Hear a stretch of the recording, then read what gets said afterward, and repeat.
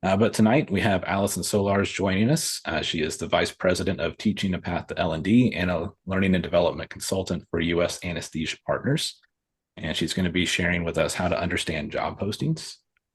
So I Former will. vice president of teaching a Oh, path down the day. I think we're kind of sunsetting it, to be honest. But Sarah and I have talked about doing some stuff, but it's not as active as it once was. I don't want to overstate what I'm doing there. Yeah, understanding job posting. So this is kind of a repurposed and updated version of a talk I did for a great community, which was the trading, learning, and development community that Luis, oh my God, I forget his last name, but Luis runs it and it's amazing. And I did this in 2023 and then I updated it. I have new job postings that I got just like 2 days ago and also just kind of updated it to today's market. Because I think that a big challenge in writing a decent resume is understanding what you're applying to, and especially in the L&D realm, job titles are not useful as a kind of like guiding light. Like 7 different instructional designers might do completely different things, and the skills needed are vastly different. Training coordinator roles can be very different. You know, there's trainers, there's training specialists. I'm a learning and development consultant, which is a very weird title as well. A lot of times people think that means nowadays that I don't work for a company, but I do. Instructional design consultant is just kind of like at Optum, where I had worked previously, it's like a higher level instructional designer. And where I am now, it's kind of like a program manager type thing where I work with different markets directly. And so kind of like what senior IDs would do at some places, but also like what program managers would do at some places. The job titles that I applied for when I was applying for this job were all over the place. And I think that that's why understanding job postings is so important and being able to read them for the skills rather than just thinking like, okay, I'm looking for this title, because the title might not be as useful as what's in the postings themselves. Um, so a little bit about me. Oh, my computer got kind of stuck. Hold on a second. I'm going to unshare and then reshare because it's being a little ornery. while she's doing that, the group she mentioned, TLDC with Lewis Malbus, is a great one to join. I just put the link in the chat. They do have an accessibility conference that'll be coming up at the end of July, and it's free. So if you go to that website, I don't know if you can register for that yet because it is still a month away, but definitely worth checking out. Yeah, my PowerPoint froze, so I'm just reopening that. And Luis's conferences are, I think, live. They're always free now, but some of the recordings are behind the member wall. But he's trying to do as much free as he can. And really, I think the other stuff just goes into paying for the services like the Airtable and all that good stuff. Okay, so now you should be able to see my slides again, where it says my story and all that. Yep. Okay, cool. All right, so my story, learning experience designer was what I was originally. That was my original title. And in the same job, I had 3 different titles. So this is a little bit about how silly titles can be because we were acquired, and so our titles changed accordingly. But I was a teacher for a long time, about a decade in the United States and a couple years overseas as well in Korea and Japan. I also, in between some of those teaching jobs, worked in kind of a human resources position, and it's kind of like human resources and operations. I had a really weird title. I was a scheduling event manager, but it was for a company that did security staffing and so forth. And before that, I worked in marketing and advertising. So I have kind of like a muddled background prior to teaching. I didn't train to teach originally. But I taught for a long time, and I was like an instructional coach and curriculum designer for the district and did some things with the LMS. And I think one of the important messages of my story is how crucial it is to leverage some of those additional things because people don't know what you do. They think all teachers do the same thing. And I had a lot of different teaching jobs. I've taught elementary, middle, high school. I've taught teachers and like, been an instructional coach, and led programs. And all of those were under basically a teacher job title. So like that, again, job titles not really being that meaningful even in teaching, in my opinion. And I think that is kind of key to actually understanding your skills. So when people say like what jobs are good for teachers, I'm like, well, I don't know. What kind of a teacher are you and what are your skills? Because the fact that you taught, all that tells me is that you have a lot of ability to hustle essentially, and like a lot of ability to learn new things and do a lot of stuff. But what stuff you can do, it doesn't really tell me that. So I think that the most crucial thing is to start to hone in on your own skills. And I think there's two things that happen to teachers. One is they feel like it's a world of endless possibilities and they could do anything. And I think you can certainly do anything. You can't do all the things. Like, I think you could do anything if you actually like put your mind to it and like upskilled and trained towards it if you really wanted to do it, or most people could. Like, some people might not be able to accomplish one particular thing, but nobody can do all the things. So it's like you kind of have to pick a lane to a degree or pick a couple of lanes that are linked and, a highway of sorts. But you can't do that. And the other thing that happens is they think they can't do anything. Like, I have no skills. I don't know what are my skills? My skills are no skills. And I promise you that's not true. But the thing is, your skills aren't necessarily the same as my skills, the same as Jared's skills, the same as like anybody else's skills. And like I can even tell by like looking at what like Jared has done. Like, Jared has much higher level accessibility skills than I do. That's not my area of expertise. I'm decent with accessibility. In a room of instructional designers who were not teachers, I'm probably one of the better ones for accessibility, but that's because the instructional design world has such bad accessibility standards in some cases. If you're not at like a 508 compliant institution or somewhere that really focuses on WCAG or something, like just knowing the basics of that might set you ahead of the bar. We've just recently won the battle where most institutions are closed captioning now, I think, is the hill we've gotten over. But like Jared's accessibility skills are like, that's one of the things that I know he focuses on and like he is an expert in, and I am definitely not. So I think that's a really important thing to know is that even people who have had the same job title, like Jared, your title is instructional designer now, right? Which is the job title I had at Optum. They added a specialist on the end of it at Mayo Oh, Clinic. So yeah, specialist. but yeah, See, the so many complicated different conversation. names. Yeah. But even people have had like, the same sort of job, and we're both in healthcare as well. So similar industry experience aren't necessarily coming at it with the exact same skills. So I would say narrow down to crucial skills you think you have. A few crucial skills that I focused on, my big focus was on closing performance gaps, like being able to understand where the deficit was and move from one place to another, not with individual students, but with large groups, teachers, and moving their students, or moving like a program worth of students, like moving a program from a 50% completion rate to 100% completion rate. Things like that was something that I was always interested in my like teaching roles and the additional stipend work I took on. And another one was initially, and this is not even something I do very much anymore, it's something I've kind of moved away from, were like web design and sort of pseudo programming e-learning skills, like being able to add a little bit of JavaScript, being able to do HTML, CSS, because not a lot of people can do that. I can't do anything impressive. Like a computer scientist, somebody who like went to any kind of like coding degree program would not find my like skills impressive at all. But in an instructional design and L&D capacity, they were pretty good and pretty competitive. UX design and things like that was something that I focused on when I was moving in because it was something that was valued in a lot of the remote jobs I wanted and something I knew I could bring from my marketing background because I had a background in like, and even my LMS background for the district. One of the things I used to do was make LMS templates in HTML, CSS, which started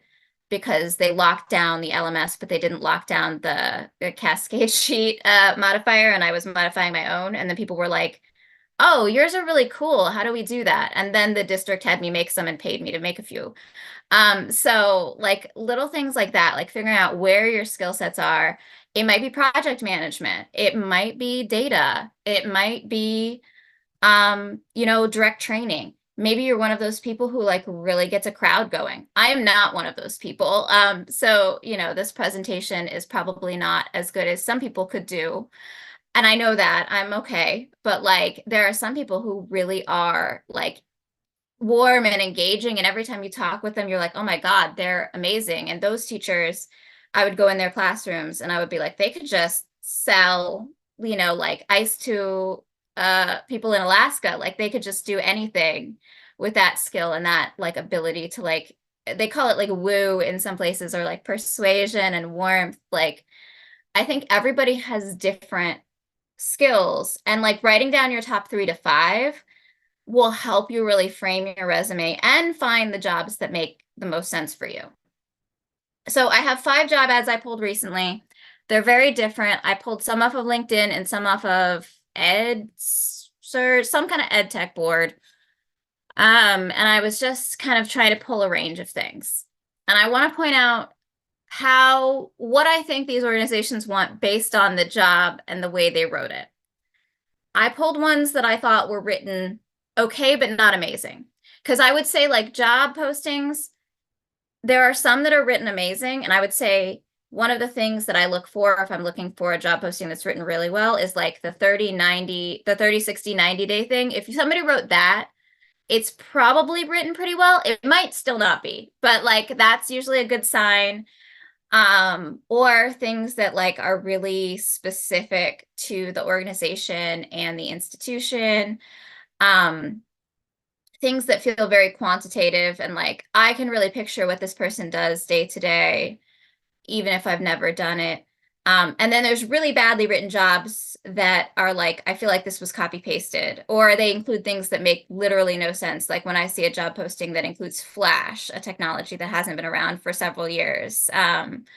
So I pulled ones that are kind of middle of the road. Like I feel like these are okay. Somebody put some care into writing them, but they still have some vagueness to them to kind of look at.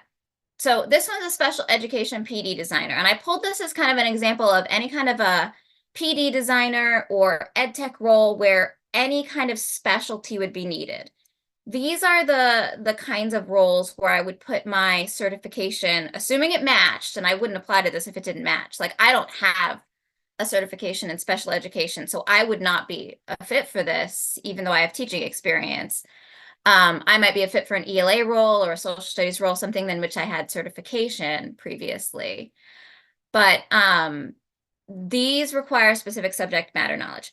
Other than that, I would not bother putting what kind of teacher you were in most cases or your certifications unless you find a direct link. And that's because it's kind of extraneous information. And I would say one of the things I look at personally when I've been on committees like eliminating resumes is if people have too much extraneous information, I kind of get lost in it. So like anything that's not really directly targeting, I don't put on there. I don't personally update my resume to every job posting. Some people do that. I find that speed, I was telling Jared, like nowadays it's a speed game if you're looking for anything remote or anything that gets in an area that gets a lot of volume. And so for me, I keep multiple different resumes and a master resume that are geared towards different kinds of jobs I would want, and very rarely change things except like, if there's something really particular in a job where I was like, wow, that really spoke to me and I've never thought to put that on my resume before, but I have a thing that would make a perfect bullet, I'll add something like that. But usually I'm not really adding or changing much to mine. So I'm not saying you have to write the resume for each thing, because a lot of times when you wind up doing that, you'll wind up genericizing it to the point where it sounds like you're regurgitating the job ad back to them. That's not a good idea, but it is good to know kind of what they're looking for. And that I think that teaching certification is a good example. Like If I was applying for a technical writer position, my English degree would probably be relevant, but I still probably wouldn't put my English certification on personally because I have an English degree. But if I didn't have an English degree, maybe I would, indicate that, oh yeah, I taught English. That's kind of relevant to technical writing. If I could also put some bullets on that explained why I thought that was relevant, but I wouldn't put on like my English certification for a general instructional designer role. I would just put on instructional, I think is what I say, because that was my actual title in my district. Um, but for something like this, I would put on my special education experience if I had it. If I was certified in special education, I would certainly put that on there because it's a required skill. And so there are ed tech jobs that I would say want specific teaching skills. We're going to look at some corporate jobs that have nothing to do with ed tech that don't want that, but I wanted to show one that did to kind of differentiate those. I also want to point out that this is very clearly a direct trainer role. It says PD designer, but it says it falls under customer success, even though the title has nothing to do with customer success. I know it falls under customer success because it says things here. The person reports to the customer success team lead. And so in order to kind of understand this, if I didn't know the term customer success, which is basically a fancy combination of sales and customer service together, I would look up what does customer success do? Because this says PD designer, that makes me think, yes, a direct trainer, but in this case, it's training to sell. This person helps them sell their product by showing how it kind of connects to the special education programs and districts. And I know that based on the combination of the customer success team, district leaders together for Goalbook is the name of the company, organize PD events or conferences. That's giving me the kind of grounding and framework, even though it's further down in the job ad, that helps me understand why they're creating this professional learning content. So yes, they do want somebody who can create professional learning content for special education PD designers, but they also probably want somebody who kind of is salesy in a way. That doesn't mean they're selling, like it's not a sales position. They're not making a quota or anything like that, but they want somebody who can represent their product and make people happy with it, essentially, both by creating new things and by showing how their product works, and filling those gaps in the content creation roadmap. That's essentially like, hey, what do our clients want in our product that isn't there? Or that is there, but the training isn't there for it, maybe for our clients, and how can we support them in implementing these features that we're offering? And this is an ed tech, so you're looking at like the features of a technology and how you can sell them, even though you're not the salesperson, how you can kind of sell them through that training. So they're developing new and updated existing PD and training courses against multiple modalities, which they clearly travel a little bit. So some are in person at conferences, a lot is probably virtual. They're also probably making some quick start guides and resources like that that are used. And they're also contributing to that roadmap. And then it says they're leading internal training. So they're probably working with other people who are training in the districts. Maybe they don't have special education expertise across all of their customer success team members, and this is the person with that expertise bringing that to the team. I'm not sure about that. I'm guessing. Like, I'm trying to guess why they would be leading that particularly, because it wasn't a lead role. And they're also collaborating with managers to give feedback to the success team members on the delivery of the courses. So it's a little bit of a more senior role. It actually might not be a great role for a transitioning teacher, but it might in some cases, because I bet that this special education teaching experience is more hard to get, just like it's more hard to get in the teaching world. And so I think that's probably why, like, if this were a general like science or elementary or ELA and they were coaching other members of the team, I would say like that's probably higher level. That's probably somebody who's already in ed tech, and like there's a lower level role I would look at to like see how to get into that pipeline. But I'm betting that this one had been open for a little bit, and hadn't gotten that many on the ed board that I saw it. And I would say probably because the special education teaching experience was a little bit harder to get. Their salary also wasn't amazing. If I remember, it was like around 70, which would be good in some states and bad in others. But it was I think this was an interesting role to show like how customer success and L&D can kind of merge sometimes in these ed tech companies. And I have seen that a lot. This would take somebody who had a very different temperament and skill set than mine. Not just because of the special education, but because I think that this would take somebody who does have kind of a more salesy presence. And then, oh, I didn't change the titles. I'm sorry. I thought I had updated this, but I think that was part of what it was trying to save before when it crashed.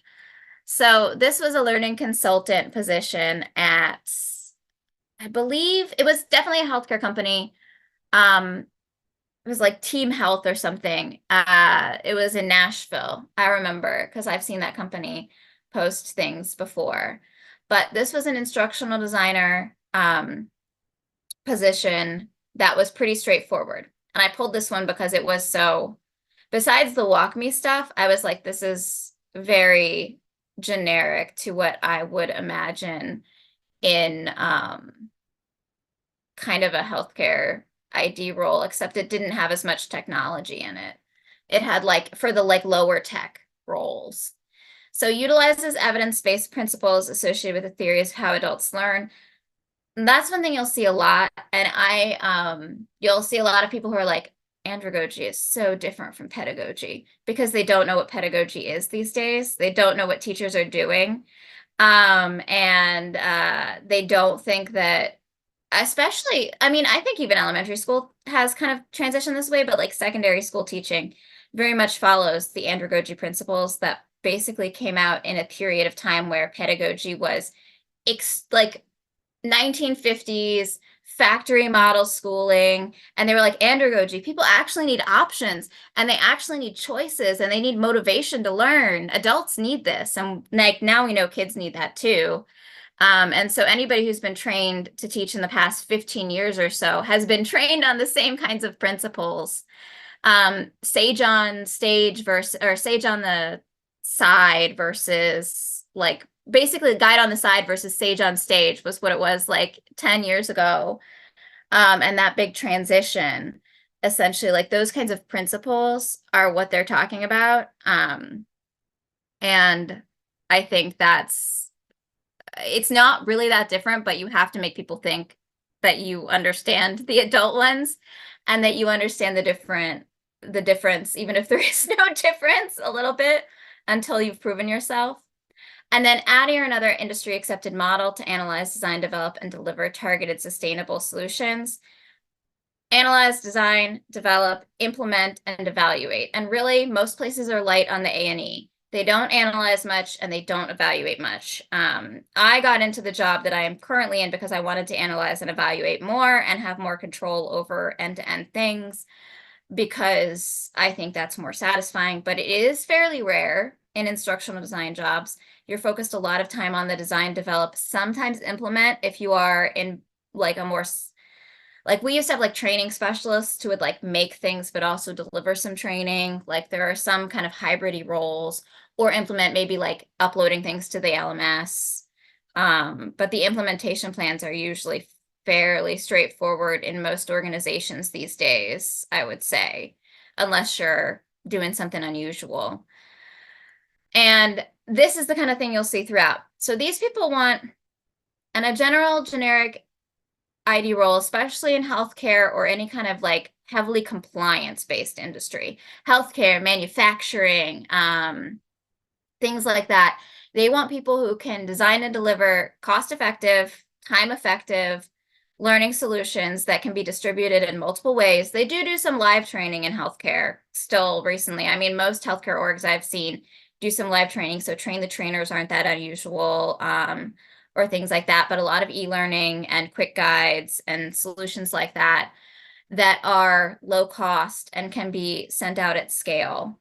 And they want people who can manage projects and kind of follow, like keep all their stuff together and hit deadlines and deliverables and things like that, which is harder than you might think for a lot of people. But I think for most people who I've worked with who were teachers, the workload is not they're like, oh, this is not a heavy workload compared to teaching. So it's not the same deadline pressure that other folks have. It's just a skills issue. But this is like a high tech skills job because they've got to create videos, audios, assets. At one point, it says walk me. It's not super high tech because they're not asking for like Adobe Illustrator or like anything really that fancy, but it is probably like a lot of time spent just staring at a computer, making stuff, looking at detail-oriented stuff. And so some teachers would really not like this. I worked with a couple of teachers who like they were like, I want to be an instructional designer. I used to love delivering lessons and making my own lessons, and they were so creative. And it's like not always making stuff that's very creative, and you're often like spending a week taking pauses out of videos. Like it can be very rote at times if you're very detail oriented and you like that fiddly work, which the pauses out of videos isn't my favorite, but I do like some detail work in like technical writing or storyline or things like that. It can be interesting, but I would say that whenever I read things like this, a lot of the stuff at the bottom, like maintains knowledge of emerging trends, mentors other team members, things like that. I usually kind of think is like, okay, that's probably not a large percentage of the time. A lot of it is going to be designing these assets. In this one, they mentioned walk me twice. And so that's another thing I wanted to point out. Walk me is not difficult, but it is like, I think like whenever I've seen a job ad that has like a new thing, like if you haven't used WalkMe before, you can kind of go in and look at some samples. You can't develop things in WalkMe without working at an org that has it, but you can look at certain things to see how it would work in like the modules. And I would say as you see things in ads, I would write down the tech and just like look it up sometime. If it's roles you're interested in. That's another thing about reading job ads. This is the third job ad I pulled that was also different. This one was local to me. I remember Siemens Gamesa because I couldn't find one that had more IT sort of stuff that was a training coordinator. This is a training coordinator role, not an ID role. Because I want to point out instructional designers and trainers aren't the only ones in L&D departments. Training coordinators, there's all kinds of roles, training specialists. This one was interesting. This was an international company, like they work with like clearly an international team. But they also work with like US unions specifically across the US. It was as well as offshore technicians. So I think that this one is interesting as a role in that like I could see a teacher who has coordinated with a lot of groups of people. Like that was a thing that I don't put this on my resume, but I was a union rep. And like I had to work with like people at different school sites. I had to work with bringing administrators together. I had to deal with grievances, most of which were resolved amicably. It's not really a huge process. In Florida, the union's not that strong. It's not really a huge process where it's this adversarial thing. A lot of times it's clearing up misunderstandings, but working with a lot of groups of different people and understanding how to interpret those agreements was like a thing that I did, and also coordinating district programs. So I'm like, oh, this is like somebody who like could work with a lot of like maybe you had to work with vendors. A lot of teachers have had to work with vendors. They've run events, music teachers especially I know, who have run like multiple events and things like that. Just working with different groups of people, training coordinators, having those skills, very, very useful. And some training coordinator roles are very low level, but some are very high level. I think that's another title that can be misconstrued. And you can kind of see that in the duties here. They're all over the place. Like managing a shared team inboxes weekly, that's a fairly low level, easy task. But then, and organizing and booking meetings is, but then like identifying the training requirements for people across all of these areas, that's somebody who has like a high level of independence and like decision making, I would say, assuming that they actually do that, and they need somebody who can like independently do that and take ownership the way that they're looking for. This one's also looking for travel and things like that, which you'll notice in some of them, and you can kind of get an idea. And then of course they have all kinds of random like things that don't mean anything. This is what I mean by like badly written job ads sometimes, like has good IT skills. What does that mean? I don't know what good IT skills are to these people. Sometimes they think you're an IT wizard if you can like do the simplest thing ever. And sometimes that means like, oh, actually, we wanted you to know like how to do SQL and JavaScript and all kinds of crazy things that they didn't put in there. So I think that that's the more specific the bullet is, the more I pay attention to it. When they put in stuff like that, or stuff like, here's another bullet that I loved, accepting and implementing feedback, like that is so broad, that I was just like, I know what it is in this case because I kind of understand what this job is. It's a 1099 role, kind of making learning assets. I wanted to put in one of these too, because I suggest looking up opportunities like this to do on the side if you're looking for something. I wanted to kind of end with one like this, but I do think like the more specific the bullet. So like looking at things like the Walk Me here, I was like, they have 2 bullets on Walk Me and they're telling me exactly what they do with it. Even if I've never heard of Walk Me, I can imagine measuring the results of implementing it by iterating to improve and drive towards. So they want to use this program to do a specific thing. I know that already, or I hope that's the case because that's what they've written. And to manage the implementation of this. This is a new thing they're trying to implement, and they want to figure out how to measure if it's worth paying for, because they're paying WalkMe money for this. It's usually used for onboarding folks. They're paying WalkMe money, they're growing, and they want to see how it's working out. This job ad I wanted to end with. This is like the kind of job ad for if you're having trouble getting traction, getting a new job. These like 1099 roles in the spring and summer, they roll out a lot of them, the ed tech companies. And getting they don't necessarily have a ton of hours. You won't necessarily get a ton of experience, but it can put you over other people, I would say. And having some experience just working in corporate in general, especially if you don't have any prior to or in between teaching or doing anything like what you want to do, looking for roles like that, I think is a good bridge. I know that not everybody can work on the side in addition to upskilling and all of that, but sometimes those can be good summer opportunities, and a portfolio can kind of be leveraged toward this. This was an English one. So this was like developing assets for an English, and I lost the titles of all my jobs, but developing for like English education assets. And it was basically like, it looked like they would give you one at a time and you would do as many as until they ran out, or, you know, they might give some people more based on how well they were doing them or whatever. But a lot of these, they'll take the people who like fit their criteria and get them started on at least something. They don't necessarily always pay a ton. I think this one paid like $30 an hour. So it wasn't a huge amount, but that kind of thing on your resume can be really helpful as well. So I think I'll stop now for questions. I have more random slides from the other presentation that I could get into different topics if like we run out of questions, but I think there were some already, Jared, and we're already at like 8:35. Yeah. So one of the questions was referencing back to you not customizing your resume for each job role. How is your response rate? Like, is that working well? So in 2022, when I first broke in, my response rate was actually quite high. So I'll do both stories of the recent job search and that job search. So when I broke in 2022, the market was completely different. Nobody can expect those kind of results today, so don't compare it to. But the first 4 jobs that I applied to, I did customize to those, sort of.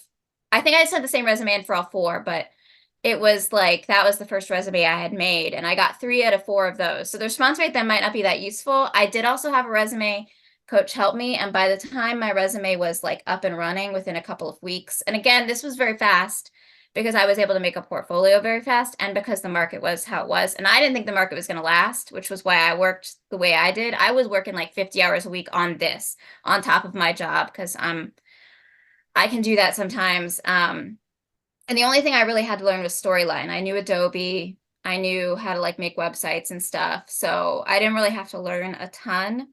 By the time my resume was up and running, I was getting like a 75 to 80% response rate back in 2022. That is unheard of today. Like I wouldn't get that today. And I didn't get that today on my recent job search.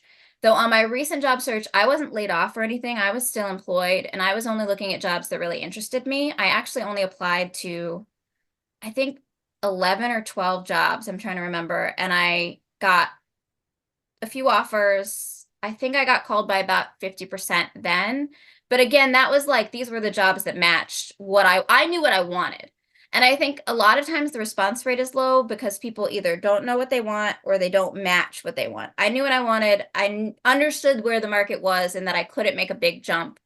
Like I wasn't gonna go up as far as I wanted immediately in this market. It's not a huge market for jumping up multiple levels like it was a couple of years ago. And so I had a pretty decent response rate. I have never gotten a job off of, I've gotten interviews, but I've never gotten a job off of a like networking thing. They're always, all my jobs that I've taken have been cold. And even all the offers I've gotten, I think, have been cold applications. So I'm pretty good at cold applying for things and reading job ads, but I'm also pretty good at saying like they don't want me. Or like one time I did reach out to somebody because I saw a job at their company and I was like, oh, senior ID, I want a senior ID role potentially. And your company's hiring, but I can't quite tell if it's a real senior ID role, or if it's just like, hey, we want somebody who's really good at storyline and can crank stuff out, which was what I wasn't looking for in this recent job search. And I reached out to them and they basically were like, oh yeah, it's the second one. It's the cranking stuff out. Like we have a high volume of stuff. So sometimes I can't tell from how it's written, and those are usually the jobs that don't call me because I don't tailor my resume to them. So they know this is not what this person wants. Like we don't match because in their head they have things they haven't put in the job posting that don't match what I am. I would say that for all of the jobs that I applied for in my recent job search, I didn't apply to anything that was 24 hours old or more because I didn't think I would be successful. That was my strategy from the people I'd known who'd been laid off and like struggling. So, and again, it could have been, maybe I would have had luck with something that was like 2 days old, who knows? But it just wasn't worth my energy in any case. That's not true. I applied to one job that was 2 days old and it was for a particular organization I would love to work for. But they don't pay well enough in my area because they pay by area. I was telling Jared that about Orlando too. Orlando's salaries are terrible. And I think it's different, like every company. Like my company, when we post externally, it's posted for 5 to 7 days and it gets pulled down. So like if period. So if people don't apply, they're going to be missed. And unlike other, I feel like we're a rare organization because we pull them down and then we go through the candidates and then we interview, but we don't get like that flood that keeps coming in where my friend posted one and it's posted until the person's hired. And I think that I wish we would normalize the first way, the way that my company does it. Cause, you know, but like nowadays he posted like, this was like maybe a year ago because the person's been working there for a year. He posted on a Friday by, Monday, he had hundreds of applications. Well, that's the thing. And that's why I say within 24 hours. If it's a Mhm. local role, if mine were all remote. So I should clarify that too. If it's a local role, I think that the 24-hour rule is not applicable because you're not getting the same flood of applicants. But when I worked at Optum, our applications would close. It was the same way where they would close, but they would close by volume. And so when we had new roles on my team, and I was there at Landmark, which was under Optum, I was there for 7 hires in my team directly, and then quite a few hires that I sat in on and like saw the process for training coordinators or trainers or other things. The instructional design roles would auto close sometimes before we had even one decent application because they would auto close at 100. We could get 100 applications and not get one person who had a portfolio or any skills that matched the job whatsoever. And they would close sometimes, quite frequently, they would close before 24 hours had passed. So it just kind of depended on the timing and how they posted and stuff. So I think Optum's kind of fixed that a little bit now because I've noticed some staying up longer. But in last year, when people started getting called back to office, it got really bad for a little while in terms of people applying to remote jobs, just like any job. Didn't necessarily match it at all. And every one of those had to be reviewed because Optum had a policy of reviewing every single application. A person does, like actually looks at it and all that I good know, stuff. like I know my company has an ad up and I know the hiring manager that posted it. So when we put our ads up, like the top of it, basically anything that says the company, about the opportunity, what you'll do, what you have to have, all of that is canned from the organization. We have zero control over that. The only piece of the job ad that we have that we control, and the part that's most important of the whole thing, is what sets you apart. And because that's the stuff that the hiring manager actually is looking for specifically. So I think in some of the, I mean, it's a Fortune 500 company, the way they do it, that's how we target and thin out, because that's what I'm actually looking for. So whenever I'm looking for a new designer, I sit there and it's a skills assessment of why is the opportunity open, if it was if it was vacated. But I can say my team, though we've had a lot of movement, we've only had one person vacate the company. Everything else is we've had growth. We have a new team. So we have a lot of movement, but that sets you apart part is really what they're looking for, at least in my organization. Yeah, and that's so variable, and I would say like Optum's also a Fortune 500 company, obviously. And the instructional designer role, in fact, like what is considered an instructional designer, and what the roles have, like there are a bunch of instructional designers at Optum that don't know how to use Storyline. There are some instructional designers that only build Storyline things and don't do any of the other stuff. Like I came from Landmark where we were kind of end to end. So I worked like throughout the whole process, as end to end as you can get. Again, the A and the E are pretty light at a lot of organizations. I will say that because you have to move on to new priorities before you can really evaluate. We had some evaluation because we had an ongoing orientation that we owned. But I think that like you can't rely on any rule because every single company does things differently. And sometimes if it's a big company, Disney, I know, has a similar problem, not problem, but like a similar thing if you're looking from the outside, like Optum does, where like the titles don't necessarily mean anything, even at the same org sometimes. Like it's you just gotta really read it and try to figure out the story that the job posting is telling you, and maybe even compare different ones from different orgs. Like your org, if that's the only part that's different, like if I compared a few historically, I would notice that possibly. Yeah. And then I know when I did my job search a couple of years ago, what do you call it? Like what I got two offers. One would be just kind of like the ID stuff. What I do at my job is what a manager would have done at the other job. So like, and that's the challenge. You just never know what you're interviewing for, because like my job is more of a manager job over there, and my manager does like I just call her the obstacle remover. That's her job, is to remove any obstacle that comes to me. Yeah. I think it's just, yeah, titles don't mean anything. I mean, they mean things, but like you can't go by title enough. You have to kind of read between the lines sometimes. And I would say like one thing I do all the time still, I think one reason I'm pretty good at writing resumes or applying to jobs is like I did this a lot, like when I first started looking before I even decided on instructional design, when I was just like kind of perusing, is I read job ads a lot just for fun. Like sometimes I'll just go read job ads in like other categories too. And like that was one of the reasons why I was able to help teachers in other areas, was like I would be like, oh yeah, I read a bunch of project manager job ads. Here's what I've noticed. Like here are trends. My brain looks for trends. It's the way my brain works. And that's a thing that I think can be helpful. I know it can also be frustrating. So if you hate that, I wouldn't suggest doing it. But if you don't hate it, maybe just read some stuff. Like the more you read, the more you're exposed to, the better you'll be at understanding different jobs. And like understanding yourself, I think, is so key too, to making it less frustrating. Don't try to fit every job. Try to figure out what you're selling and what you have to offer is what I would tell folks. Jared, do we have other questions? Let me see. I'm looking at the chat. Yes. Somebody asked, how do you approach having little to no experience in a specific tech program that is mentioned in a job posting? Do you apply anyway? I would learn the program if I could. I mean, most of these programs you can go and learn a little bit. It depends on what it is. I would learn the program or see if I knew something adjacent. So for example, I knew how to use like DaVinci Resolve. I knew how to use Adobe Premiere Pro. So when I saw Camtasia in job ads, I had not technically used Camtasia before just because I'd never owned it. I'd never like gotten a copy of it, but it's easier to use than those other two programs I mentioned.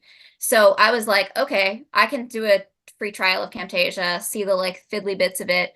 And I think I did the Camtasia certification after I'd already gotten my job or something, but like I would just look at that. Something like that WalkMe, like you can't go and develop in WalkMe, but you can go and like look at it. And like if you're good at working in the LMS at your school, if you're good at working in certain technical platforms, you'll notice like, oh, this is pretty easy. It's like adding modules in an LMS. Like developing in WalkMe is not difficult. I did have a friend who recently went to a job ad and or job interview and asked me a question afterwards, because one of the things my company uses is Workday. And they went to a job interview where somebody was like really like, they were like, well, I don't know, you're almost perfect for this job, but you don't have Workday experience. But they had worked in, this friend has worked in like 10 different LMSs, and they're great with LMSs, like more complicated LMSs than Workday. And I was like, Workday learning is like, it's the simplest. It's very basic. There's really not much to learn compared to other LMSs, in my opinion, that I've used. I was like, if they think that Workday is so unique and confusing, like they don't understand how other LMSs work. And so you have to just kind of like explain that to them, essentially. Because that person had asked them to like come back to them and see like if they thought they could do anything with Workday, like because the recruiter really wanted to push them forward, but the hiring manager really wanted Workday experience because they were really worried because they were just launching Workday for the first time. So I think it's just about like understanding what they're asking for. If they're asking for storyline experience and you've never done anything related to storyline, then you need to learn it before you apply for the job. Don't just apply for the job. But like somebody the other day knew how to build websites. They knew how to use Python. They knew how to use Adobe Captivate. They knew how to use like advanced PowerPoint functions. And they hadn't ever used Storyline because they happen to be on a Mac, and Storyline can be a little dumb on a Mac. You have to like use workarounds. They just hadn't used it. They used Captivate instead. And they weren't putting it on their resume. And I was like, well, if you can use all of these other things, you could learn Storyline in a couple of weeks, like because of the other skills that they had.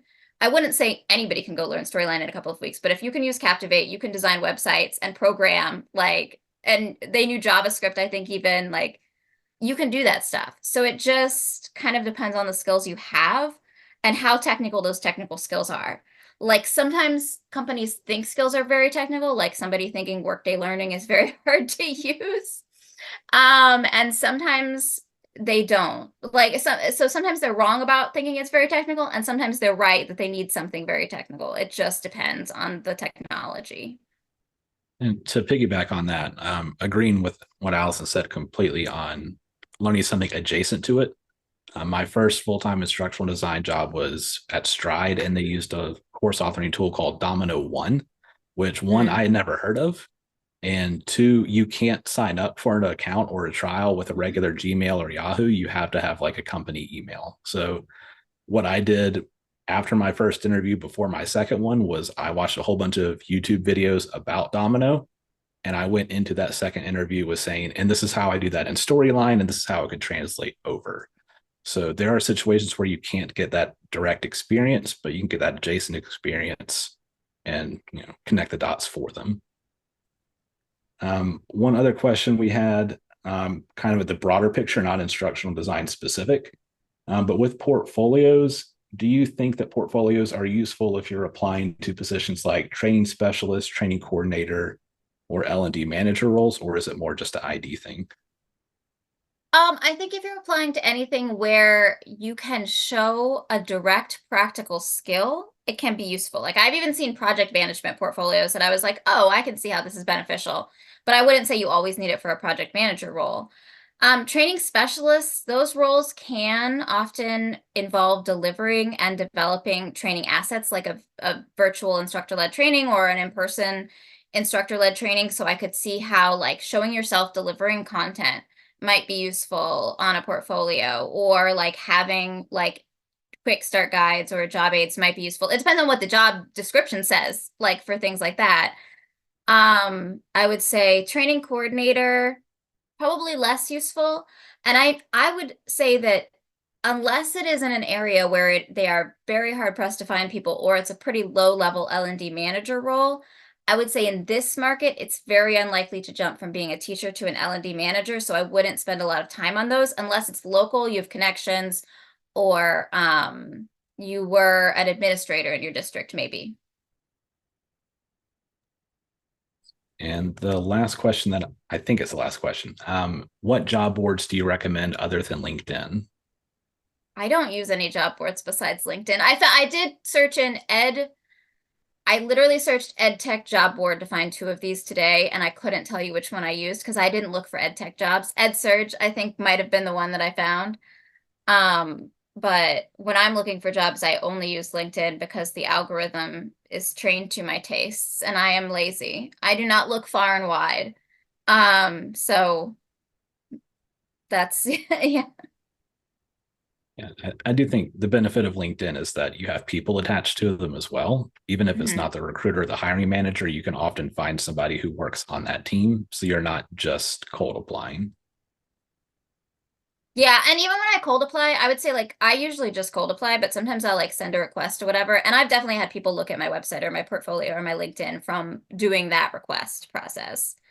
Or sometimes it'll say like share with the job poster, or you can go to the company website and say like indicate interest. And I've had people look at my stuff. Now, that's a little different because I have been around for a little while, but and I, so I don't know if they do that for everybody who applies, but I have definitely had some.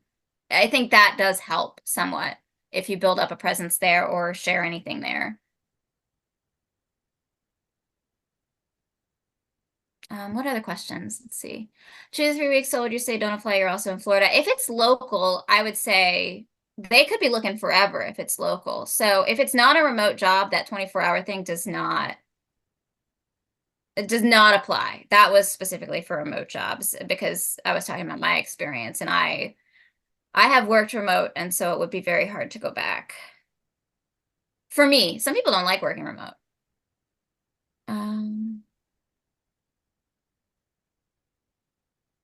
I do tailor my resume to different types of jobs. I will say that, like, I definitely have for the few ed tech roles that I applied for, because I did apply for a couple like program manager roles, like that's a totally different resume from my like healthcare instructional design resume because they care about different things.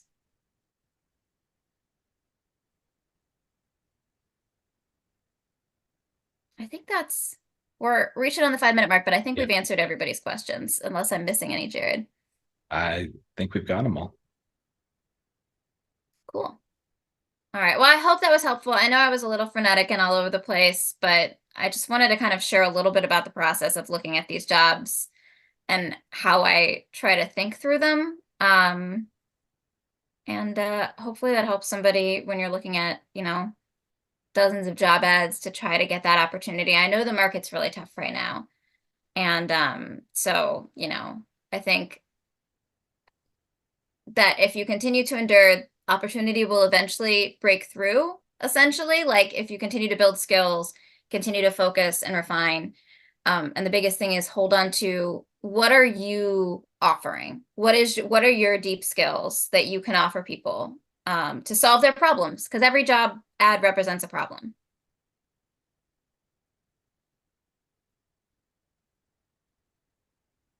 All right. Well, have a good night.